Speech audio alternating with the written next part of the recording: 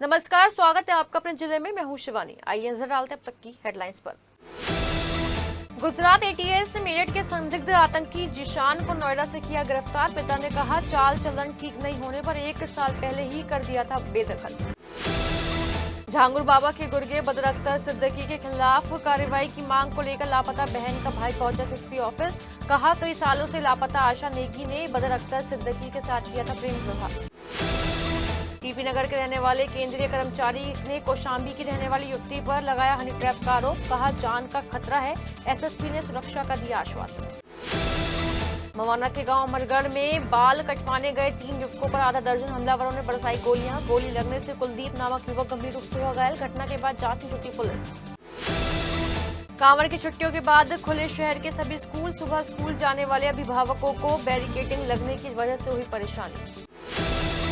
और monsoon season में सावन के महीने में 5 दिन की गर्मी के बाद 108.3 मिलीमीटर बारिश किसानों के चेहरे पर लाई खुशी। पिछले कई सालों का टूटा रिकॉर्ड। और अब खबरें विस्तार से। गुजरात एटीएस ने मेरठ के संदिग्ध आतंकी जीशान को नोएडा से गिरफ्तार किया है। जीशान की गिरफ्तारी के बाद उसके पिता ने कहा कि 1 साल पहले ही उसे चाल चलन ठीक नहीं होने के चलते बेदखल कर दिया था।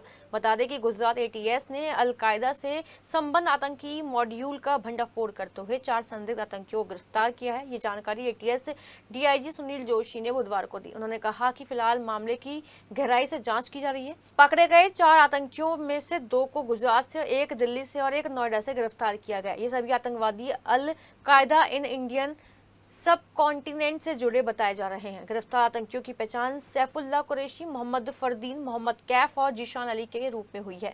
जीशान मेरठ के किठौर थाना इलाके के ललियाना गांव का रहने वाला है। जीशान नोएडा के सेक्टर 63 में एक फैक्ट्री में काम करता है। दावा किया जा रहा है कि इन आतंकियों को कुछ विशेष और संवेदनशील स्थानों को टारगेट करने का निर्देश दिया गया था। साथ ही ये चारों आतंकवादी सोशल मीडिया एप्स के जरिए एक दूसरे से संपर्क में आए हुए थे। जांच में ये भी बात सामने आ रही है कि इन आतंकवादियों का संपर्क सीमा पर बैठे आतंकियों से भी था। जीशान के पिता आसिफ ने इस मामले में मीडिया के सामने आकर कहा कि 1 साल से उनका जीशान से कोई संपर्क नहीं हुआ है, जबकि 1 साल से वो घर नहीं आया। वहीं बुधवार शाम एटीएस की टीम गांव ललियाना पहुंची और जीशान के पिता से लंबी पूछताछ की। बताया जा रहा है कि जीशान के 2 भाई हैं। एक भाई टाइल्स लगाने का काम करता है, जबकि दूसरा सेवा केंद्र चलाता है। करता तो नहीं, पढ़ाई करता था ये जवान में डालने में। अच्छा, वहाँ ये गलत संगत में पड़ गया तो कभी गलत मोबाइल पर कुछ खेला खा लिया, पैसे मांगेगा था, परेशान हो गए जब हम इसके उससे, तो हमने तो काफ़ी टाइम हो गया। 6ठी क्लास तक गया था और इंटर तक रहा। अब 2 साल से जो था वो इधर उधर, साल भर से तो हमने उसे बेदखल कर रखा। जब हमें परेशान हो गए, हम कहाँ तक उसका कर्जा भरते, वो हमसे साल भर से तो हमारा घर आना जाना ही नहीं था उसका। झांगुर बाबा चर्चित केस में झांगुर के गुर्गे बदर अख्तर सिद्दीकी के खिलाफ कई सालों से लापता आशा नेगी नाम की युवती का भाई गुरुवार को एसएसपी ऑफिस पहुंचा। एसएसपी से मिलकर बताया कि उसे शक है कि बदर अख्तर सिद्दीकी उसकी बहन के साथ किसी भी वारदात को अंजाम दे सकता है। पीड़ित ने बताया कि उसकी बहन आशा नेगी ने बदर अख्तर सिद्दीकी के साथ प्रेम विवाह किया था। इसके बाद से उसकी बहन बदर के साथ ही रहती थी। पीड़ित ने आरोप लगाते हुए बताया कि मई 2019 में आशा ने अपने भाई को फोन कर बताया था कि बदर उसके साथ मारपीट करता है और उसके ऊपर बोतल से हमला कर उससे जान से मारने की धमकी भी देता है। पीड़ित ने एसएसपी से आरोपी बदर के खिलाफ मुकदमा दर्ज कर कार्रवाई की मांग की है।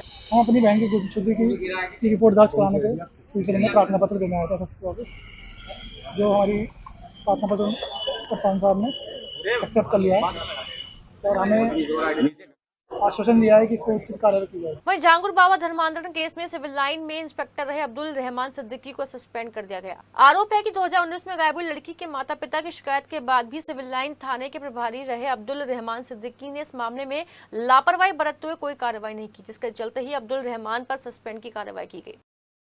थाना टीपी नगर क्षेत्र के लल्लनपुरी नई बस्ती के रहने वाले विवेक कुमार नाम के युवक ने कौशांबी की रहने वाले एक रासायनिक प्रवक्ता के ऊपर हनी ट्रैप करने के बाद 4,50,000 रुपए वसूलने का इल्जाम लगाया है।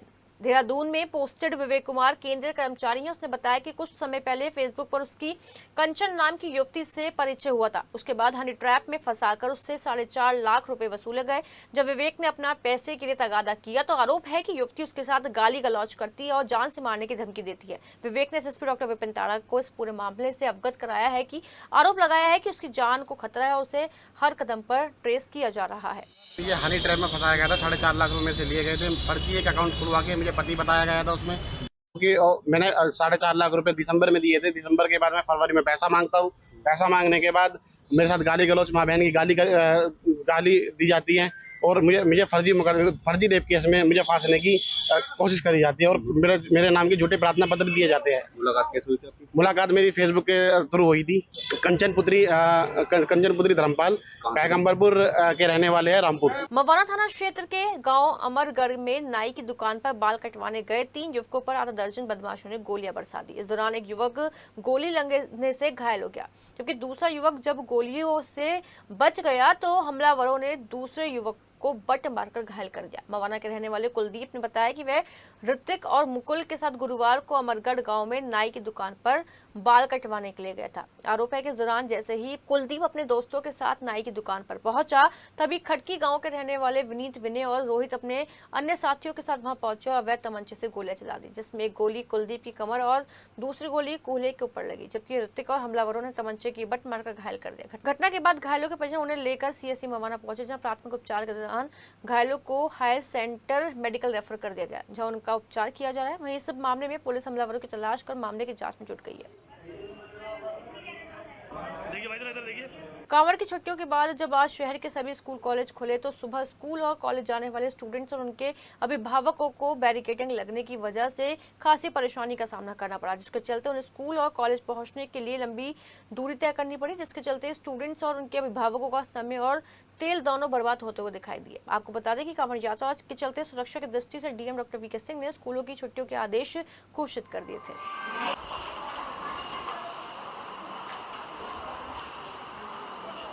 मानसून सीजन में सावन के महीने में 5 दिन की गर्मी के बाद बुधवार यानी शिवरात्रि के दिन हुई झमाझम बारिश ने किसानों के चेहरे पर खुशी ला दी। बुधवार सुबह करीब 8:30 बजे से शुरू हुई झमाझम बारिश दोपहर बाद तक होती रही, जिससे न केवल मौसम सुहाना हो गया जबकि शहर वासियों को उमस भरी गर्मी से भी राहत मिली। वहीं मौसम विभाग की माने तो बुधवार को हुई 108.3 मिलीमीटर बारिश से किसानों की फसलों को बहुत फायदा हुआ है, जबकि इस झमाझम बारिश ने पिछले कई सालों का रिकॉर्ड भी तोड़ दिया।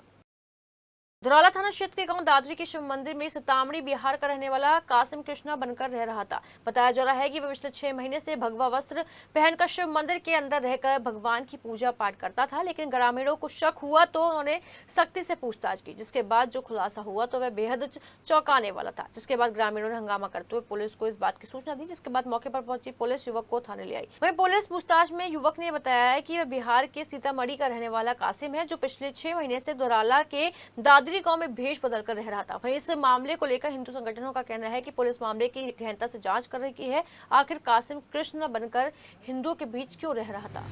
थाना धौराला में कल शिकायत प्राप्त हुई, जहां पर कि गांव के ग्रामीणों ने आकर बताया कि उनके गांव के मंदिर में एक युवक जो काफ़ी समय से अपना नाम कृष्ण कुमार बता रहा था, उसका असली नाम उन्हें कासिम पता चला और उनके द्वारा जो मंदिर में चढ़ावा आया था उसकी चोरी की शिकायत इन्होंने की।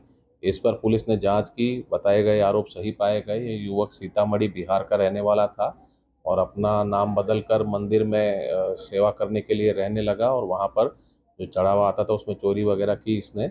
पुलिस ने अभियुक्त को गिरफ्तार किया है और उससे जो फर्जी आईडी है वो भी बरामद हुई है और इस मुकदमे में सुसंगत धाराओं में कार्रवाई करते हुए उसे गिरफ्तार कर माननीय न्यायालय के समक्ष प्रस्तुत किया जा रहा है।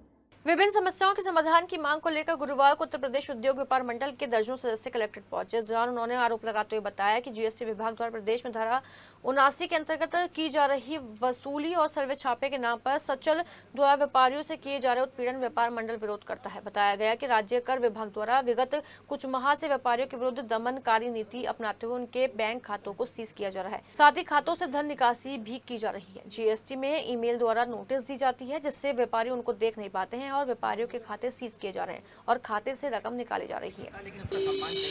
हम जीएसटी को लेकर जो है, जैसे हमारे व्यापारी का जो है वाजिकरण वालों ने जैसे कि स्कूटी को जो है 5,000 के ऊपर रोक लिया, मतलब उनको अपने अंदर का ले लिया, और एक सोफ़ा सेट हमारे जो है व्यापारी का जो है जब्त कर लिया 10,000 के ऊपर। तो इस तरीके के जो है जो ये मैसेज जा रहा है व्यापारियों में, समाज में बहुत दिक्कतें आ रही हैं इससे।